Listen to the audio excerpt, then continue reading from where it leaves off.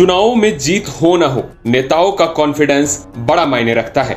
यह आत्मविश्वास ही है जो बयान की शक्ल में जनता के दिलो दिमाग पर बड़ी छाप छोड़ जाता है। हमारा इशारा है राजस्थान के पूर्व सीएम अशोक गहलोत की ओर, जो चुनाव परिणाम आने से पहले दावे के साथ कह रहे हैं कि इस बार लोकसभा के चुनाव में कांग्रेस बेहतरीन प्रदर्शन करेगी और दोहरे अंक यानी 10 या उससे भी ज्यादा सीटें राजस्थान में जीतेगी। अशोक गहलोत ने ये बात पीटीआई भाषा को दिए एक इंटरव्यू के दौरान कही थी। गहलोत ने कहा कि बदलाव की बयार बह रही है और केंद्र में भी इंडिया गठबंधन की सरकार बनेगी। गहलोत ने प्रधानमंत्री नरेंद्र मोदी की उस टिप्पणी के लिए भी उन पर पलटवार किया जिसमें उन्होंने कहा था कि लोकसभा चुनाव में कांग्रेस को शहजादे की उम्र से कम सीटें मिलेंगी। अशोक गहलोत पहले भी कई बार ये दावा कर चुके हैं कि इस लोकसभा चुनाव के परिणाम चौंकाने वाले आएंगे। उनका दावा है कि कांग्रेस राजस्थान में अच्छा प्रदर्शन करने वाली है। अशोक गहलोत ने कहा कि बीजेपी की केंद्र सरकार सिर्फ जुमलेबाजी करती है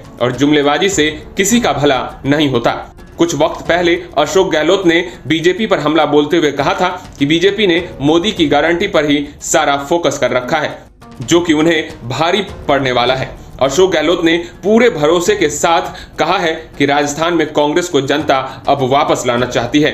गहलोत ने कहा कि जब से चुनाव शुरू हुए हैं हर रोज राजस्थान इसी वजह से सुर्खियों में है कि यहाँ की जनता कांग्रेस को ही ज्यादा पसंद कर रही है।